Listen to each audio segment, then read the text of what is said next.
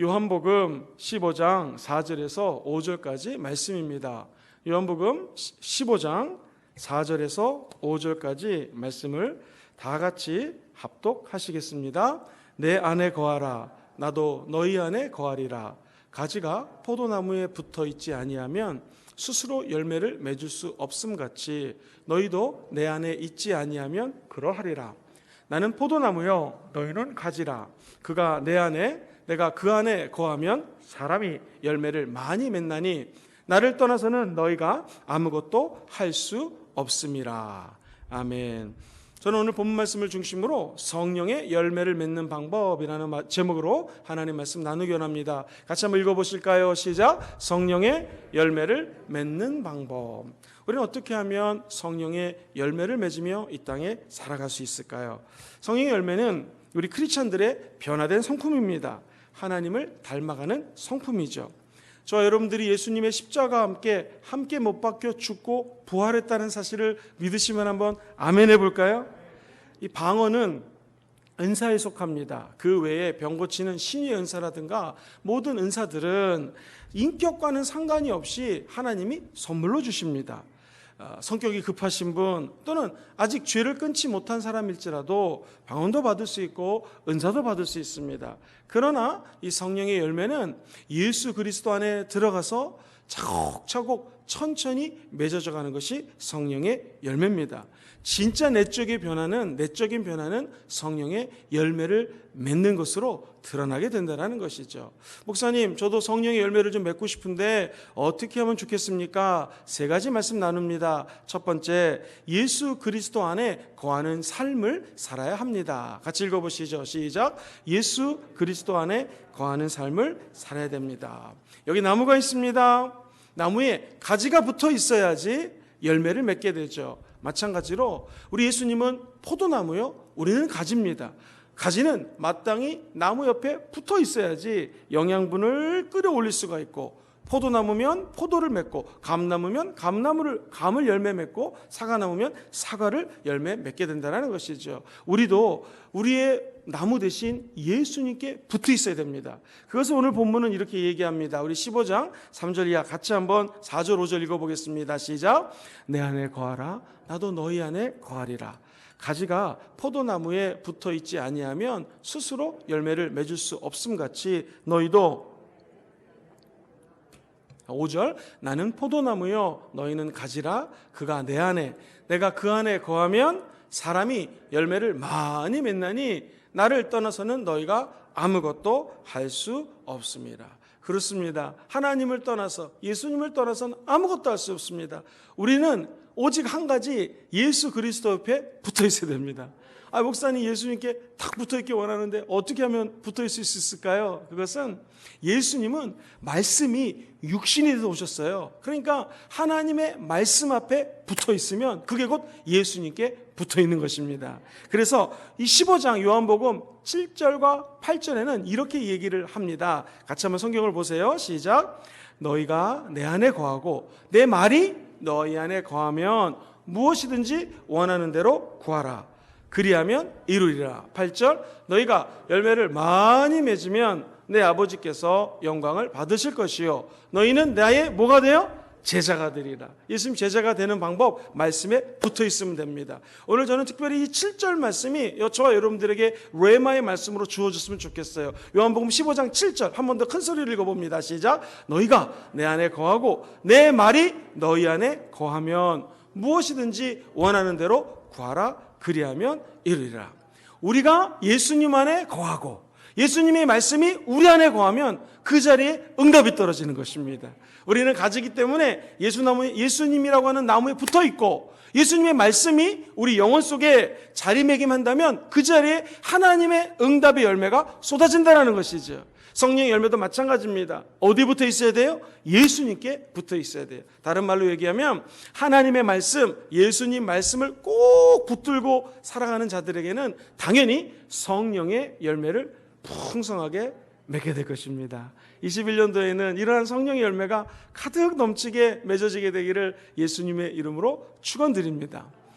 어저께 제가 말씀을 좀 마치고 기도를 하다가 강의를 김영석 교수님의 강의를 좀 들었어요. 그분 이제 100세 철학자신데 그분께서 98세에 한 교회에 가서 이제 간증같이 강의를 하셨습니다. 그분의 말씀이 굉장히 도전을 받는 게 인생을 돌이켜 보니 제일 행복할 때가 언제냐면 60살에서 75살이 제일 행복했대요. 다시 말해서 그때가 75세까지는 성장할 수 있다라는 거예요. 그리고 더 자기를 개발하고 노력하는 사람들은 85세나 90세까지도 얼마든지 성장할 수 있다고 얘기를 하십니다. 그러면서 김영석 교수님 말씀하시기를 그때까지 90세까지 우리는 공부하고 배우고 스스로를 연마하며 단련시켜야 되는데 제가 굉장히 감동을 받은 것이 90세까지 공부를 하려면 콩나물을 갖다가 기르는 거랑 똑같습니다. 콩나물 시루에다가 물을 주는데요. 이 물이 부면 빠져나가고 부면 빠져나가고 그래서 어렸을 때 할머니가 콩나물 키우는 거 보면서 할머니 저 짓을 왜 하시나 물을 부면 빠져나가고 부면 빠져나가고 그런데 저는 콩나물 전문가는 아니지만 만약 콩나물이 물속에 잠겨져 있으면 썩어 문드러진다는 거예요. 어쨌든 콩나물에게 물을 주면 이게 콩나물이 물을 먹고 자라듯이 사람도 성장한다 말씀 안에 거한다 예수를 닮아간다 작은 예수가 된다 이 말은 계속해서 말씀을 듣고 또 까먹고 죄질 수도 있습니다. 근데 또 예배당에 와서 또 말씀 듣고 이렇게 유튜브로 인터넷으로 예배 드리면서 말씀 듣고 그러면 콩나무가 물을 먹는 것처럼 콩나물이 우리도 하나님의 말씀을 계속 먹다 보면은 언제 콩나물이 자랐나 깜짝 놀라는 것처럼 우리의 영성도 자라나게 된다는 것이죠. 성령의 열매도 마찬가지입니다. 이렇게 말씀드리지만 갑자기 예수 믿는다고 열매를 촥촥 맺지는 않습니다. 마치 콩나물 키우는 것처럼 말씀을 먹고 말씀을 듣고 말씀을 암송하고 계속해서 말씀을 붙다 보면 그 말씀이 예수님이기 때문에 우리는 성장하게 될 것이요 아름다운 열매도 맺게 될 것입니다. 그날이 2021년도에는 많아지게 되기를 주님의 이름으로 축원드립니다. 두 번째 성령의 열매는 어떻게 맺는 것일까요? 그것은 정결한 삶을 살아야 합니다. 같이 읽어볼까요? 시작. 정결한 삶을 살아야 됩니다. 이 CCC 한국 기독교 대학 선교회를 만들었던 김준곤 목사님 정말 개인적으로도 존경하는 목사님이신데요. 그분 책에 보면은 재미있는 일화가 적혀져 있습니다. 청년들 대학생들 주로 만나셨는데 이 남자 대학생이 머리를 팍팍팍팍 깎고 온 거예요. 그래서 목사님이 아니 자네는 왜 이렇게 머리를 깎았나 그랬더니 목사님 너무나 음란한 생각이 들어가지고 머리를 확 밀고 마음을 먹기 위해서 머리를 밀었습니다. 그래가지고 그렇구나 기도를 해줬는데 얼마 있다 머리가 자라잖아요. 그런데 또 머리를 빡빡 깎고 왔습니다. 그리고 또 머리가 자라났습니다. 또 빡빡 깎고 왔습니다. 아니 자네는 머리 이렇게 깎나. 그러니까 이 음란한 생각이 들 때마다 다짐하려고 머리를 깎았는데 어떻게 됐을까요? 이 청년 4번 5번 계속 빡빡 밀었지만 그 음란한 생각, 청년 때의 정욕이 계속해서 자기 마음속에 불일 듯 일어났다는 것입니다. 무엇을 상징합니까? 우리는 인간이기 때문에 계속해서 죄랑 맞닥뜨리게 되어 있습니다. 이 대학생 청년이 머리 한번 깎았다고 평생 음욕이 사라질까요? 그렇지 않습니다. 이 성령의 열매를 맺기 원하시는 분들 한번 아멘 해볼까요? 그러려면 계속해서 머리를 깎는 청년의 마음처럼 날마다 머리를 깎아나가는 정말 각고의 노력이 필요하다는 것입니다. 여러분 성경에 보면 요한복음 15장 2절 본문 말씀 바로 전에는 이런 말씀이 적혀져 있어요. 같이 읽어보겠습니다. 시작. 무릇 내게 붙어 있어 열매를 맺지 아니하는 가지는 아버지께서 그것을 제거해 버리시고 무릇 열매를 맺는 가지는 더 열매를 맺게 하려 하여 그것을 어떻게 해요? 깨끗하게 하시느니라.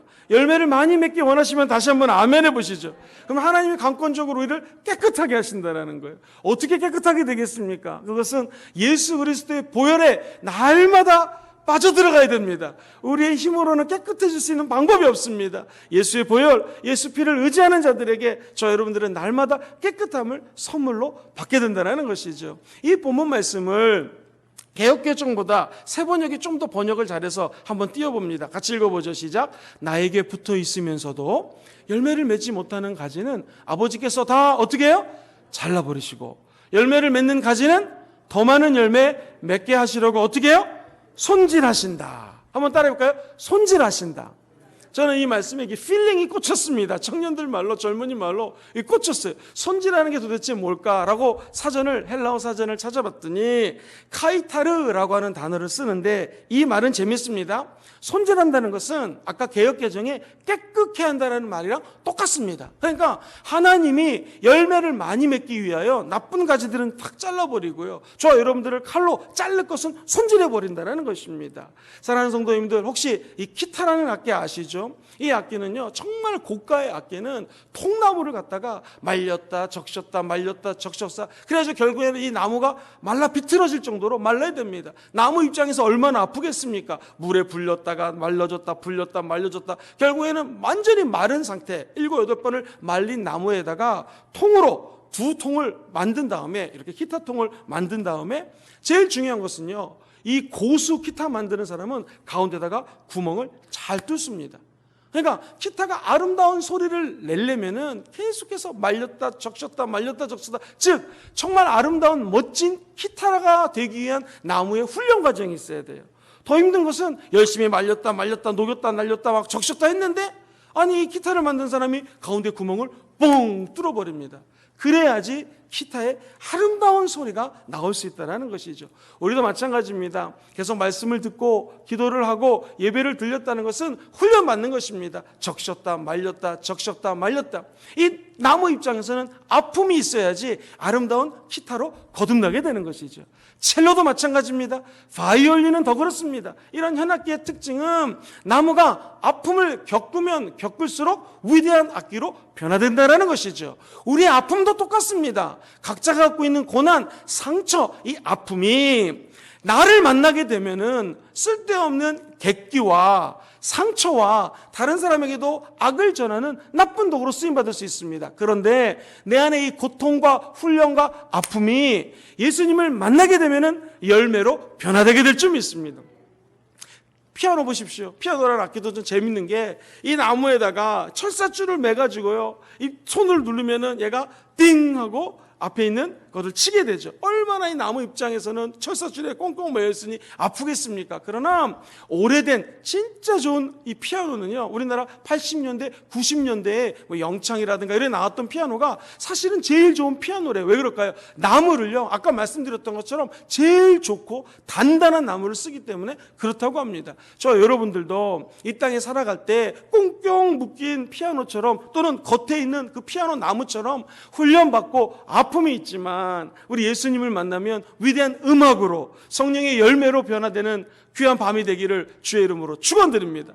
그렇게 따지자면 저는 뭐 음악 전문가는 아니지만 트럼펫이라든가 홀은 보십시오. 꽈배기처럼 꽈인대를 통과해야지 아름다운 소리가 나오지 않습니까? 우리도 상처가 있고 부족함이 있지만 포도나무 대신 예수께 붙어 있어서 우리를 통하여 예수 그리스도의 소리가 퍼져나오게 되기를 주의 이름으로 축원합니다. 비록 김영근이란 사람, 우리 성도님 한 분 한 분들은 홀은처럼 꼬여있고 또 트럼펫처럼 이렇게 꼬여있을 수 있지만, 결국 우리를 통해서 우리 소리가 나가는 것이 아니라 성령님 바람이 나가기를 주의 이름으로 축원합니다. 성령의 소리가 퍼지기를 주의 이름으로 축원합니다. 그러기 위해서는 저와 여러분들이 연단의 시간을 겪어야 됩니다. 훈련의 시간을 겪어야 됩니다. 성령의 열매는 한 번에 맺어지지 않습니다. 우리 일생을 통해서 천천히 오랫동안 맺어지게 되는 것이죠. 목사님, 어떻게 맺을 수 있을까요? 한번 따라 볼까요? 죄와 싸워야 됩니다. 죄와 싸우되 피 흘리기까지 싸워야 된다고 성경은 히브리서 기자를 통하여 말씀하십니다. 하나님은 깨끗하지 않은 것들은 손질하십니다. 잘라버리십니다. 매몰차게 때로는 깨끗게 하십니다. 저 여러분들이 어쩔 때는 나를 자르는 듯한 아픔, 마치 그 통나무가, 나무가 가운데 구멍을 뻥 뚫는 아픔이 있지만, 하나님 손에 연주가 되면 아름다운 첼로 소리, 기타 소리, 이런 현악기처럼 멋진 소리를 내는 성령의 충만함 받는 성도들로 변화되게 될 것입니다.